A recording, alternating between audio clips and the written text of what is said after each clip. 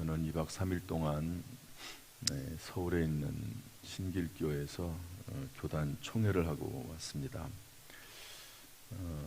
2박 3일 아침부터 저녁 시간까지 저녁 식사하고 나서도 계속해서 이런저런 회의를 했습니다.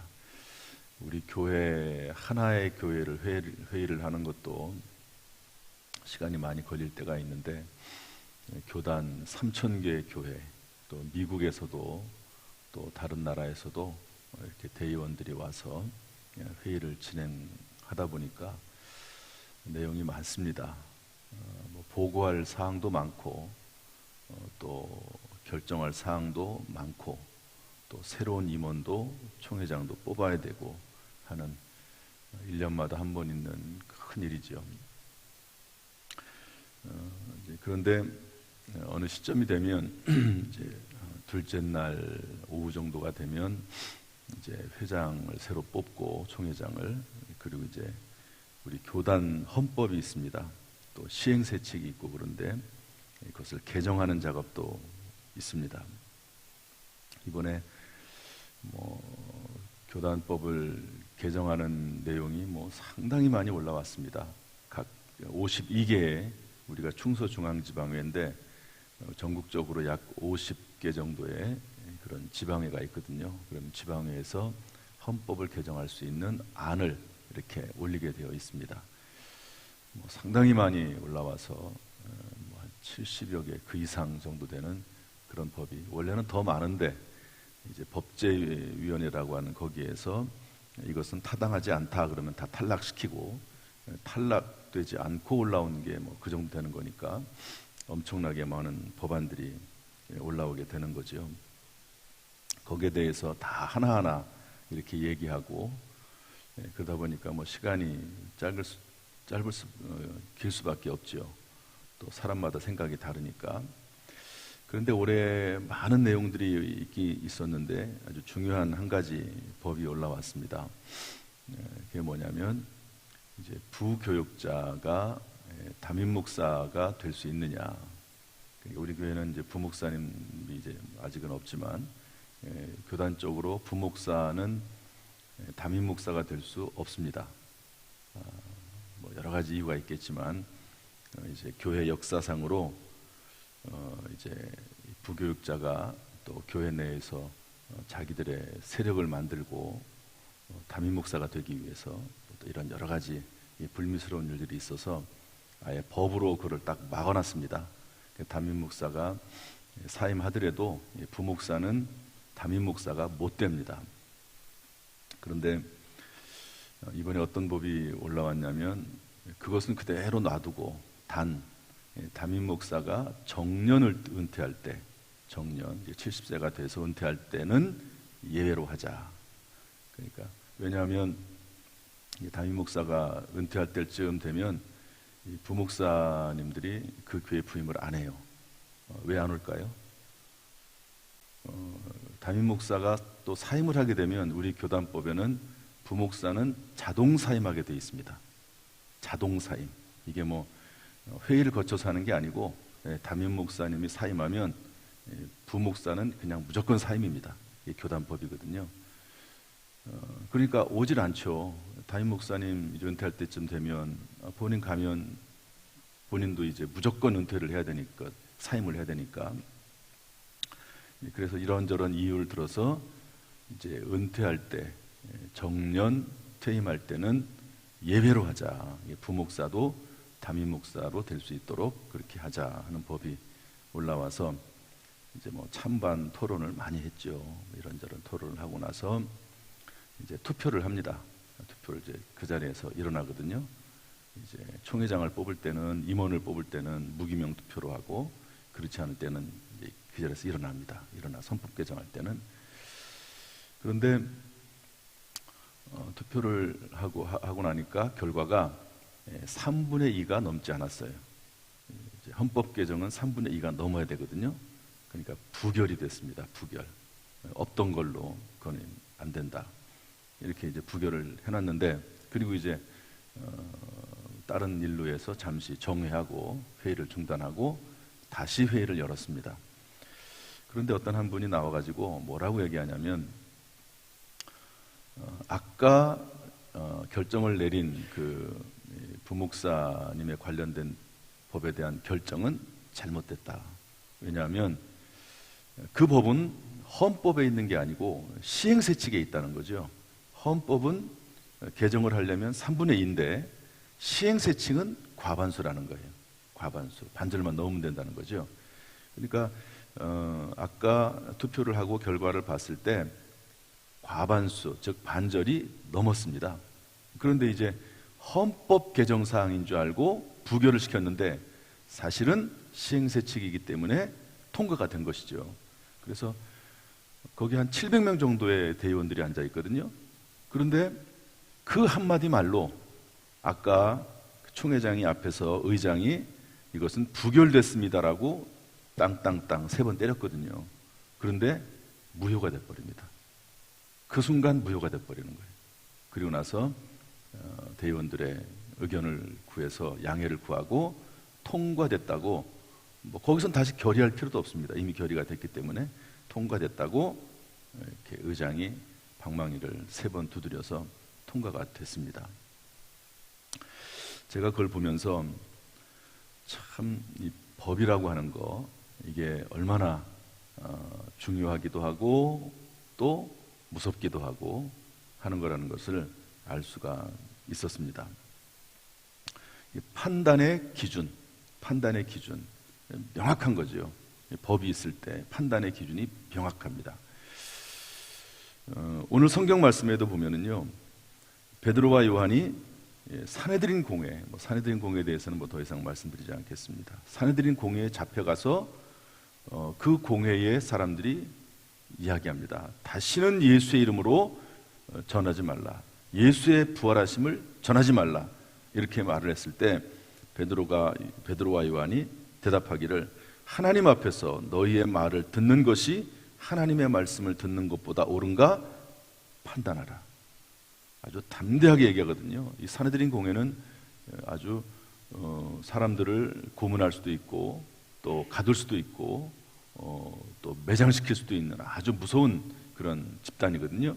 그럼에도 불구하고 하나님 앞에서 너희의 말을 듣는 것이 하나님의 말씀을 듣는 것보다 옳은가 판단하라 그러면서 철저히 하나님의 말씀에 근거해서 또 그리고 예수 그리스도의 말씀에 근거해서 성경 말씀에 근거해서 대답하는 것을 볼 수가 있습니다. 여러분, 최종적으로 우리가 구원을 받는 것은 성경 말씀에 근거해서 그렇죠. 나중에 하나님 나라에 우리가 죽어서 하나님의 심판을 받게 될 때 여러분, 우리가 어떤 근거에 의해서 우리가 천국으로 가고 지옥에 가게 되겠습니까? 성경은 분명히 말하거든요. 예수 그리스도를 믿는 믿음으로 말미암아 의롭게 되고 예수 그리스도가 천국과 지옥, 구원과 구원받지 못함의 분명한 기준과 근거가 되는 것이죠. 그러므로 여러분, 오늘 이 말씀을 늘 생각하면서 예수 그리스도, 그분이 우리의 구원의 기준이요, 여러분 예수 그리스도로 말미암아 우리가 구원받았음을 다시 한번 확실하게 인지하고 깨닫고 예수 그리스도 안에서 늘 믿음 안에 살아가는 저와 여러분 되시기를 주님의 이름으로 축복합니다. 이렇게 얘기를 하니까 그 사내들인 공회원들이 놔줄 수밖에 없어요. 왜냐하면 나면서부터 안진뱅이 된 사람을, 걷지 못하게 된 사람을 고쳐준 게 맞고 그 일은 선한 일이거든요. 선한 일을 했다고 해서 처벌할 수는 없습니다.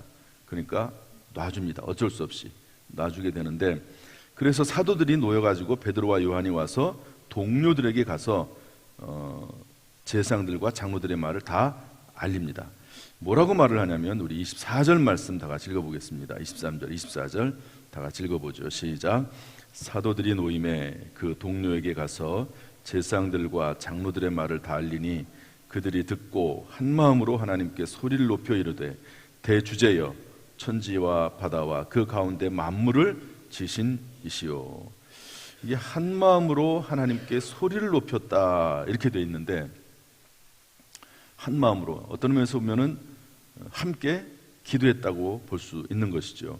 그런데 한 마음으로 이건 합심 기도의 어떤 중요한 원리입니다. 한 마음을 가지고 그리고 하나님에 대해서 뭐라고 말을 하냐면 대주제여 이렇게 되어 있습니다. 대주제. 이것은 최고 권력을 가진 자다 이런 의미입니다. 대주제여. 영어로는 서버린 로드라고 하는 단어를 쓰는데요. 최고 권력을 가진, 그러니까 하나님께 대해서 이 세상 온 우주 만물 최고의 권력을 가진 하나님이시여, 천지와 바다와 그 가운데 만물을 지으신 이시여, 그러면서 온 우주 만물을 창조하신 분이 하나님이시다 하는 것을 고백하고, 여러분 우리가 하나님 앞에 기도할 때 하나님이 어떤 분이신지를 분명히 마음속에 인지하고 하나님 앞에 기도해야 되겠죠. 그런데 베드로와 요한과 다른 사도들은 하나님에 대해서 모든 능력을 가지신 분, 최고의 권력을 가지신 분, 천지 만물을 만드신 분이라고 고백을 하고 있습니다. 여러분 우리가 섬기는 하나님이 그런 하나님이신 줄로 믿습니다. 우리가 섬기는 하나님, 능력이 많으신 하나님, 또 능력이 많으시지만 또 우리를 사랑하신 하나님, 그 사랑 하나님을 늘 우리가 믿고 따르고 섬기고 하나님 안에서 모든 것을 판단하고 결정하고 진행해 나가는 그런 은혜가 우리 가운데 있기를 주님의 이름으로 축복합니다. 늘 말씀을 깨닫고 읽고 알아서 하나님의 말씀이 무엇인지, 하나님의 뜻이 무엇인지 분별하면서 살아갈 수 있기를 주님의 이름으로 축복합니다. 그러면서 또 계속 이어가는데요, 중간에 좀 생략을 하고 우리 29절 말씀 읽어보겠습니다. 29절 30절 다 같이 읽어보죠. 시작. 주여 이제도 그들의 위협함을 굽어보시옵고 또 종들로 하여금 담대히 하나님의 말씀을 전하게 하여 주시오며 손을 내밀어 병을 낫게 하시옵고 표적과 기사가 거룩한 종 예수의 이름으로 이루어지게 하옵소서. 제사장들과 서기관들, 바리새인들, 이런 사내들인 공회원들은 예수 그리스도의 부활에 대해서 전하지 말라고 이야기를 했지만, 그러나 우리들은 전하지 않을 수 없다. 그렇지만 위협함, 그들의 위협함, 그들이 끊임없이 우리를 위협하고 심지어 죽이려고 할 것입니다. 하나님, 그들의 위협함을 굽어보시옵소서. 그들의 협박이라든지 그들의 위협, 또 그들의 심지어는 채찍질할 수도 있고 죽일 수도 있거든요. 그러니까 그들의 위협함을 굽어보시옵소서라고 하나님 앞에 기도합니다. 위험이 있는 그 길을 그냥 포기하는 것이 아니라, 비록 위험이 있긴 하지만 그 길을 하나님의 뜻이기 때문에 묵묵히 걸어가면서 동시에 하나님의 은혜를 구하는 것이 우리의 신앙생활의 모습입니다. 신앙생활은 중간에 어렵다고 포기하는 것이 아니고, 하나님의 말씀이라고 하면, 물론 하나님의 말씀도 아닌데 자기의 욕심을 따라서 행하는 그것은 성경적이지 않죠. 옳지 않죠. 그러나 하나님의 말씀에 근거해서 이것이 정당하고 옳고 하나님이 기뻐하신 일이라면 때때로 우리 앞에 어려운 일이 있다 할지라도 그 위협함을 극복하면서 감당해야 된다 하는 것을 성경이 알려주고 있습니다. 우리에게 지혜와 능력을 주셔서 어떤 위협함이 있다 할지라도 이겨낼 수 있는 은혜를 하나님 베풀어 주시기를 주님의 이름으로 축복합니다. 그 위협함을 극복해 가면서 말씀을 전하게 해달라고, 그리고 병을 낫게 하고 표적과 기사가 임하게 해달라고 하는 이 복음과 빵이라고 하는 개념을 또다시 얘기합니다. 여러분, 우리가 하나님의 말씀을 증거할 때 말로만 증거하는 것은 아니죠. 여러 가지 필요한 것들이 있을 수 있습니다. 빵이 필요하고 병원이 필요하고 학교가 필요하고 또 아프리카의 우물파기가 필요하고, 오늘 본문에서는 신유와 귀신을 쫓아내는 그런 일들까지도 예수 그리스도의 복음을 증거하는 일에 함께 필요하다 하는 것을 알려주고 있습니다. 참으로 우리의 최종 목적은, 인생의 목적은 복음을 전하는 것이고, 또 복음을 전하는 또 다른 사람, 제자를 만들어내는 것이 우리의 인생의 목적인 줄로 믿습니다. 그 일을 감당할 수 있도록 하나님께서 우리에게 능력을 주시고 은사를 주시고 빵을 주시고 또 모든 필요한 것들을 공급해 주시기를 주님의 이름으로 축복합니다. 우리 모든 성도들에게 하나님 꿈을 주시고 비전을 주시고 그것을 감당할 수 있는 능력을 동시에 허락해 주시기를 주님의 이름으로 축복합니다. 오늘 하루도 남은 한 주간도 주 안에서 승리하게 하시기를 주님의 이름으로 축원합니다. 기도하겠습니다. 은혜와 사랑이 풍성하신 아버지 하나님, 베드로와 요한이 붙잡혔을 때 분명하게 성령의 감동에서, 말씀에 근거해서, 예수 그리스도의 말씀에 근거해서 우리가 복음을 증거하지 않을 수 없다라고 이야기를 했습니다.